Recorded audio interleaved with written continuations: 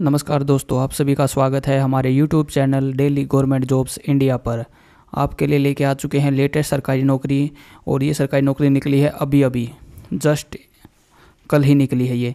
चलिए जानते हैं किसके बारे में बात कर रहे हैं हम बात कर रहे हैं यूपीएसआई न्यू वैकेंसी 2025 के बारे में। जी हाँ, यूपी पुलिस के अंदर जो है एसआई के पदों पर बम्पर भर्ती आ चुकी है।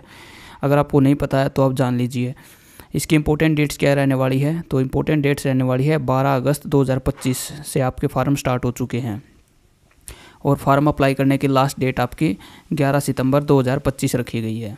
ठीक है, तो अभी चलते हैं आगे post name and total post के बारे में बात कर लेते हैं। हम सीधी बात करेंगे और डिटेल में ये वीडियो होगी आपके लिए।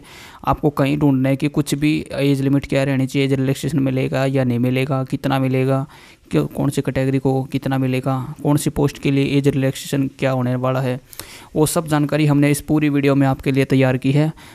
प्लीज़ इस वीडियो को पूरा ध्यान से देखना है आपको। ठीक है, तो चलिए जानते हैं पोस्ट नेम और टोटल पोस्ट कितने रहने वाली है। तो पोस्ट नेम आपको पता चल चुका है यूपीएसआई, यानी यूपी पुलिस के अंदर एसआई अगर आप भर्ती होना चाहते हैं तो आपके लिए बम्पर मौका आ चुका है। टोटल नंबर ऑफ पोस्ट आपकी रहने वाली है 4543 पोस्ट यूपीएसआई की रहने वाली हैं। अब जानते हैं पोस्ट वाइज वैकेंसी कितनी है। तो यूपी पुलिस के अंदर एसआई के लिए post wise vacancy platoon commander, ये एक पोस्ट है यूपी पुलिस के अंदर एक। तो यूपी पुलिस में प्लाटून कमांडर और एसआई आर्म्ड मेल के लिए जो पोस्ट रहने वाली है 106 पोस्ट रहने वाली हैं। टोटल पोस्ट आपको बताई थी मैंने 4543 है। ठीक है, उसमें से प्लाटून कमांडर और या एसआई आर्म्ड पुलिस मेल के लिए जो पोस्ट रहने वाली है वो 106 पोस्ट रहने वाली है इन दोनों पोस्टों के लिए। ठीक है, अब जान लेते हैं कि एसआई मेल फीमेल के लिए क्या पोस्ट रहने वाली है। आपकी जो मेल फीमेल है उसके लिए बता देते हैं आपको। जो एसआई जो मेल फीमेल है, एसआई मेल फीमेल की रहने वाली है आपकी 4242 पोस्ट है। अगर आप एसआई लगना चाहते हैं पुलिस के अंदर, नॉर्मली जो नॉर्मल पोस्ट होती है पुलिस थानों के अंदर, उसमें अगर आप एसआई लगना चाहते हैं तो मेल की और फीमेल की टोटल मिला के पोस्ट जो है 4242 पोस्ट रखी गई हैं। अब जान लेते हैं टोटल पोस्ट। आपको बता दी 4543 पोस्ट टोटल रहने वाली हैं।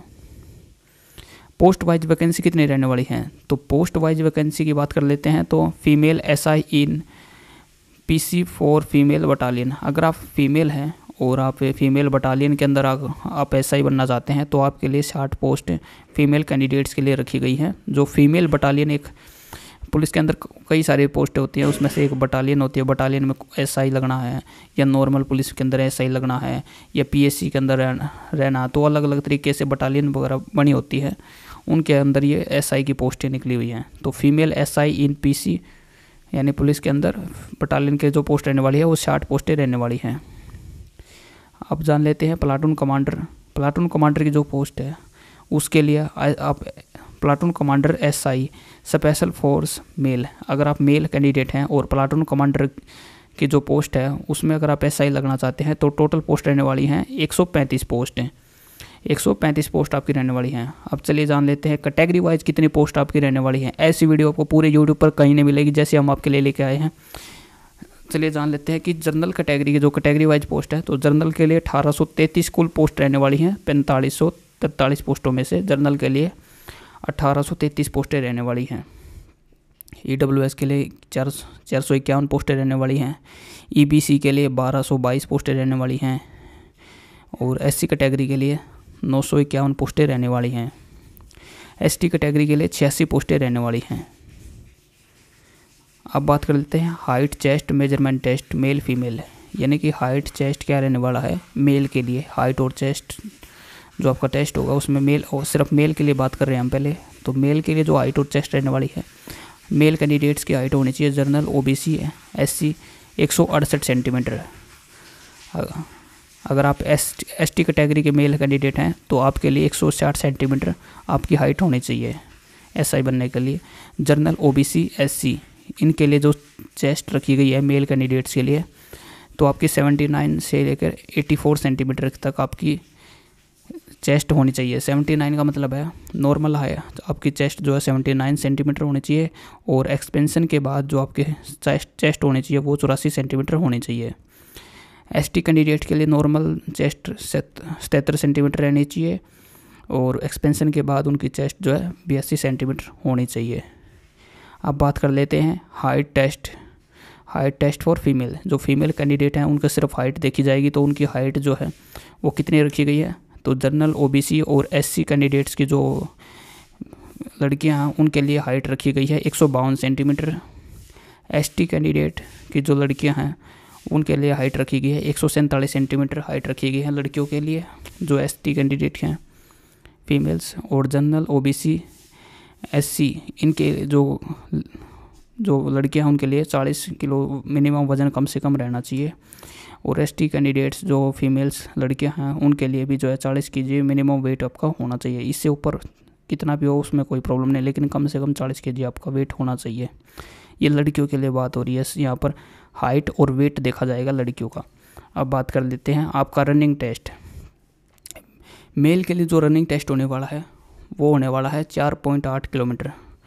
कितने टाइम में? 28 मिनट में मेल कैंडिडेट्स को 4.8 किलोमीटर भागना है।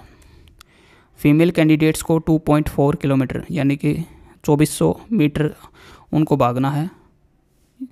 कितने टाइम में? 16 मिनट के अंदर 2400 मीटर भागना है 16 मिनट के अंदर। ठीक है, आप जान लेते हैं फॉर्म फीस क्या रहने वाली है। यूपी पुलिस एसआई के लिए जो फॉर्म फीस रहने वाली है सभी कैंडिडेट्स के लिए, तो जनरल ईडब्ल्यूएस ओबीसी के लिए 500 रुपये फॉर्म फीस रखी गई है, मेल हो या फीमेल हो आपके लिए 500 फीस रखी गई है। एससी और एसटी मेल फीमेल के लिए 400 रुपये फीस रखी गई है। आप जान लेते हैं age limit relaxation for general category. अगर आप जनरल कैटेगरी से हैं तो आपके लिए कितनी एज लिमिट रहने वाली है। तो एज लिमिट जो रहने वाली है जनरल कैटेगरी के लिए, इसमें पोस्ट वाइज आपकी एज लिमिट रहने वाली है, इस पर बड़ा कन्फ्यूजन है, इसको जान लेते हैं। एज रिलैक्सेशन रहने वाला है यूपी निरीक्षक पोस्ट जो है मेल और फीमेल दोनों के लिए, जो वो पोस्ट है यूपी निरीक्षक वाली पोस्ट है, उसमें मेल फीमेल के लिए जो हाइट रखी गई है वो 21 से लेकर 21 साल से लेकर 28 साल तक जनरल कैटेगरी की एज रखी गई है यूपी निरीक्षक पोस्ट के लिए, मेल और फीमेल कैंडिडेट्स के लिए। जनरल जो नॉर्मल पोस्ट हैं उसमें आपकी जनरल कैटेगरी की जो एज है वो रखी गई है 21 से लेकर 28 साल तक। ठीक है, प्लाटून कमांडर में आपको एज रिलैक्सेशन दिया गया है जनरल कैटेगरी वालों को।